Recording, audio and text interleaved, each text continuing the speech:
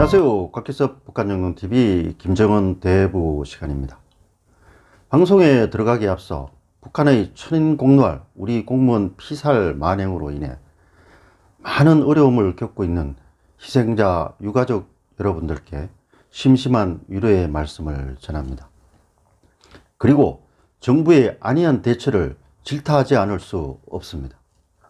저는 지난 9월 25일자 제 방송에서 이번 사건을 문재인 정부 대북 정책의 파산 선고라고 규정한 바 있습니다. 그런데 그 이후 정부의 그 대처 행태를 보면 그 파산을 넘어서서 무조건적인 짝사랑을 넘어서서 아예 김정은과 한편이 되어 가려는 듯 하는 느낌마저 지울 수가 없습니다. 거짓말로 도배된 전통문 한 장에 감업해서 청와대 국가안보실장이 직접 나서서 전문을 대독하고 원통한 죽음을 남북대화 재개의 제물로 삼으려 하고 국방부의 발표보다 북한의 주장을 더 믿는 듯하고 응알리 만무할 공동조사나 제의해놓고 시신이나 유해물 수색은 아주 형식적으로 하고 그것도 북한의 엄포에 후달짝 놀라서 NLL 인근도 아니고 8km나 밑에서 물놀이 하듯 수색을 하고 있지 않습니까? 그 사이에 우리 공무원에게 월북자 프레임이나 씌우려 하고 있는 그야말로 본말이 전도된 행동을 보이고 있습니다. 참담합니다. 본질은 월북이냐 그 피납이냐가 아닙니다. 그건 부차적인 문제일 뿐입니다. 대한민국의 민간인, 그것도 공무원이 월북이든 표류이든 북한군의 총격, 그것도 캄캄하고 차디찬 바닷속에서 6시간 동안이나 신문을 봤다가 총격으로 무자비하게 살해되고 소각되어 버려진 사건입니다. 반인륜적이고 천인공노할 만행이 이번 사건의 본질입니다. 대통령은 한 인간으로서 붕괴해야 합니다. 그리고 군 최고 통수권자로서 단호하고 냉철하게 대처해 나가야 합니다. 남북 교류협력 중요합니다. 종전선언 중요합니다. 그렇지만 그보다 중요한 게 국민의 생명 아닙니까? 국민의 안전이 먼저입니다. 국격이 먼저입니다. 그런데 대통령은 어떻게 대처했습니까? 공무원이 총격 사살된 후 대통령 관저에서의 10시간 미스터리는 저는 차치하겠습니다. 그 이후 지금까지 보름여 동안 그런데 어떻게 행동하셨습니까? 정말 진지하게 군 통수권자로서 국격을 생각하면서 행동하셨는지 다시 한번 묻고 싶습니다. 그래서 국민들은 대통령이 어디에 있습니까? 라고 외치고 있지 않습니까? 오직하면 고이 아들이, 희생자의 고이 아들이 대통령의 손편지까지 썼겠습니까? 전 이건 아니라고 봅니다. 첫 단추를 잘못 깨도 너무 잘못 깨었습니다. 지금이라도 늦지 않았습니다. 다시 첫 단추를 새로 끼워야 합니다. 모든 헝클어진 것을 다시 재정립해야 됩니다. 자칫 잘못하다가는 정부의 대북 정책의 파산 선고를 넘어서 아예 사형 선고로까지 갈 수가 있는 사안입니다.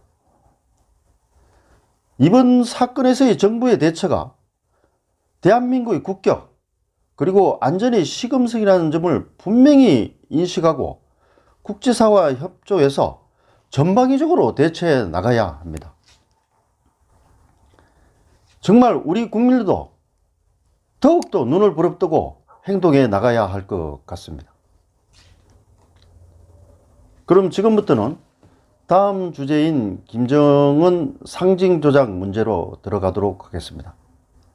내일 모레 10월 10일은 북한이 연초부터 승리자의 대축전으로 맞이하자고 강조한 노동당 창설 75주년이 되는 날입니다. 대북 제재로 인한 그 경제난, 코로나19의 장기화, 그리고 수해 태풍 피해에도 불구하고 김정은 체제가 끄떡없이 전진해 나가고 있다는 것을 대내외에 좀 가시하기 위해서 다양한 경축 행사를 지금 준비하고 있습니다. 지금 진행되고 있습니다. 특히 열병식에서는 한반도를 또 다른 위기 국면으로 몰고 갈 수 있는 ICBM이나 SLBM류의 그 신형 전략 무기가 선보일지 여부가 초미의 관심사로 대두되어 있습니다. 만약 김정은이 공무원 총격 살해, 트럼프 대통령의 코로나 확진 등과 같은 민감한 사안이 발생했음에도 불구하고 신형무기 공개와 같은 전략 도발을 자행한다면 그건 바로 문재인 정부의 북핵 해법, 대북 정책의 사용 선고를 다시 한번 확인해 주는 것이라고 될 것입니다. 11월 3일 미국 대선, 내년 1월 8차 하당대회 등 초대형 정치 일정을 앞두고 개최되는 이번 당 창건 75주년 행사에서 김정은이 과연 어떤 카드를 내밀지 정말 잘 지켜보도록 합시다. 북한 정권 75년 역사는 한마디로 김일성, 김정일, 김정은으로 이어지는 수령 1인의 역사, 지도자 이미지 조작의 역사라고 해도 과언이 아닙니다. 해방 이후 북한에 진주한 그 구소련 정권은 항일 무장투쟁사 왜곡을 통해서 김일성을 민족의 영웅으로 만들었습니다. 그리고 김일성은 러시아 하바롭스크에서 태어난 자신의 아들 김정일을 백두산 출생으로 조작하고 백두산을 성역화하였습니다. 모든 기관과 가정에 김일성, 김정일 초상화를 모시게 하고 의복에는 초상 배지를 부착토록 하였습니다. 학교와 단체에서는 김일성, 김정일 노작 학습 프로그램을 운영하고 전국 각지에 김일성, 김정일 혁명사적관과 동상을 세우고 참배토록 하였습니다. 보다 영구적이고 체계화된 상징 조작을 위해서 수령론, 유일영도 체계 합립 10대 원칙 등을 제정해서 충성과 복종을 강요해 오고 있습니다. 김정은에 대한 상징 조작은 가장 먼저 그와 관련한 노래를 사회저변에 확산시키는 것부터 시작하였습니다.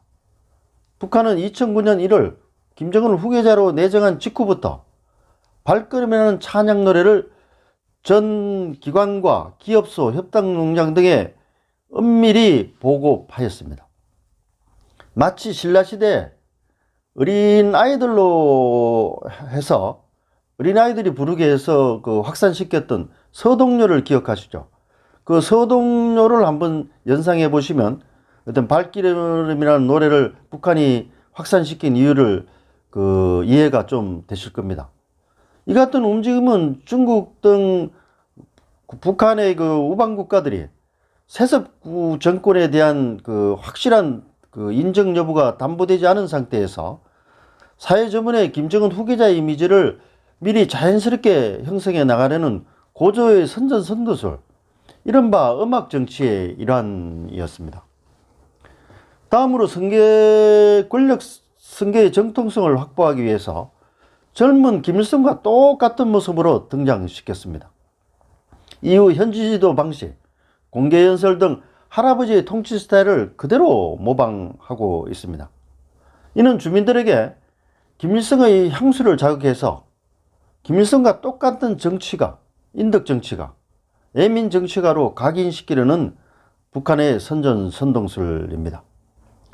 셋째, 권력을 장악한 이후에는 2013년 6월 유일사상 체계 10대 원칙을 개정하고 대를 이은 백두혈통 세습을 명문화하였습니다. 이는 김정은 정권의 세습 정통성을 더욱 확고히 하고 이른바 백두혈통으로의 영구통칭을 정당화하려는 조치였습니다.